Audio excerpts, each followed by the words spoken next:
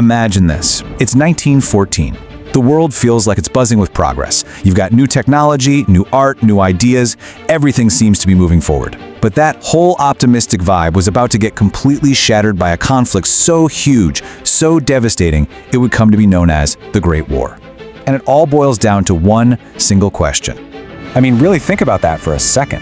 How on earth could one death in one city ignite a fire that would engulf the entire planet? Well, to get the answer, you can't just look at that one day. You have to rewind and look at what Europe was really like before a single shot was ever fired. So you gotta understand, the Europe of 1914, it wasn't some peaceful, happy place. Not at all. It was more like a giant chessboard, with all these massive empires constantly trying to outmaneuver each other, grabbing for power and influence. The tension was just simmering right under the surface, basically turning the whole continent into a giant powder keg waiting for a match. Basically, Europe was split into two big teams.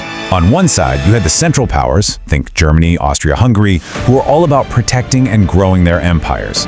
And then on the other side, you had the Entente powers like France, Russia, and Great Britain. They'd all banded together mainly because they were getting pretty nervous about Germany's incredible new strength. So you've got this super delicate, really dangerous balancing act, and it wouldn't take much to make the whole thing just collapse. All it needed was a spark, and that spark, unbelievably, came from a single bullet fired in a city that, let's be honest, most people back then had probably never even heard of. So here's the scene. The Archduke Franz Ferdinand is visiting Sarajevo. An assassin throws a bomb at his car, but it bounces off. He's okay. Some of his guards are hurt though. And here's the fateful part. He insists on going to the hospital to visit his injured men. On the way there, his driver takes a wrong turn, stalls the car, and they end up, by complete chance, right in front of another one of the assassins.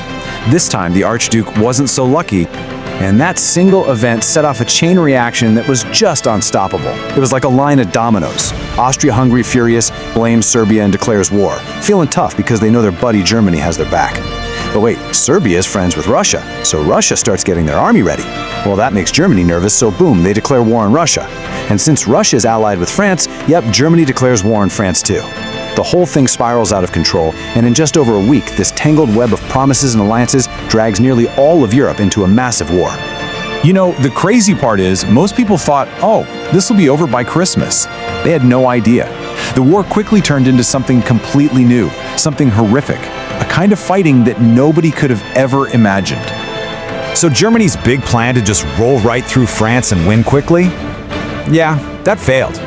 And when it did, both sides literally dug themselves into the ground. What you got was this: trench warfare. We're talking two opposing lines of muddy, disgusting ditches stretching for hundreds of miles, and in between them, this terrifying, blasted-out patch of ground they called no man's land. The goal wasn't to win anymore. It was just to survive. And let me tell you, this wasn't just about dodging bullets. It was about pure endurance. Soldiers were living in these filthy trenches for months at a time, dealing with mud, rats, disease, and the constant mind-numbing stress of it all. It was a new, brutal, grinding reality of war. And this fight, it didn't stay in Europe. No way. The big empires pulled all their colonies into the war. All of a sudden, you've got battles happening in the Pacific, in Africa, across the Middle East. What started as a European argument had officially become a true world war. So the world was now basically split down the middle. On one side, you had the Central Powers, and against them you had the Allied Powers, this huge coalition of countries from pretty much every corner of the globe. All right, let's fast forward to 1917. The war has been raging for 3 long, grueling years. And right around now, 2 absolutely massive things are about to happen that will completely change the game and basically seal the fate of the Central Powers. At this point, everybody is at their breaking point. I mean, every country involved is just exhausted, their supplies are running out, people are starving back home, and soldiers are just done. The entire war had turned into this grim test of who was going to collapse first. And the first one to crack? It was Russia. The country had suffered such incredible losses, and things at home were so bad that the whole country just exploded into revolution. The new government immediately pulled Russia out of the war. And for Germany, this was huge, a total game changer. Now they can move all their soldiers from the east and focus everything on the Western Front. And for a second there, just for a second, It really, truly looked like Germany might actually win this thing. With Russia gone, they could finally throw everything they had at breaking the stalemate in France. The Allies were terrified. But then, the other shoe dropped. The final, decisive piece of the puzzle fell into place. After staying out of it for years, the United States jumped into the war. Germany had been sinking American ships, and they even tried to get Mexico to attack the US. That was the last straw. America's arrival meant fresh troops, and maybe more importantly, a tidal wave of weapons, food, and money that just completely tipped the scales for good. Well, after that, the end came pretty fast. But the peace that followed? Oh, man. It turned out to be almost as destructive as the war itself, and it planted the seeds for an even worse conflict just 20 years down the road. 10 million. Just let that number sink in. That's how many soldiers from the Allied side are estimated to have been killed.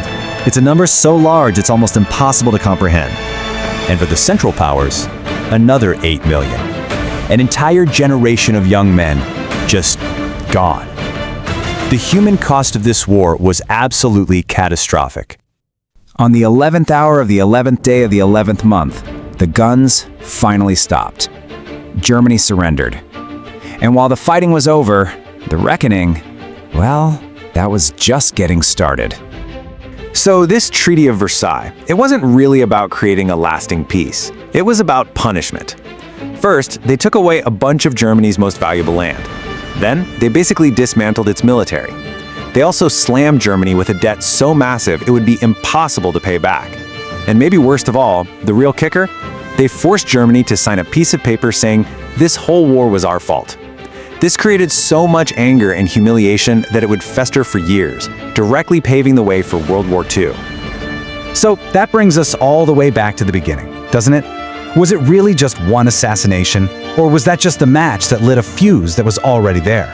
A fuse made of clashing empires, secret deals, and out-of-control national pride. You see, the Great War wasn't just some event in a history book. It was the violent, bloody end of one world and the brutal birth of a new one. A world whose scars are still visible today.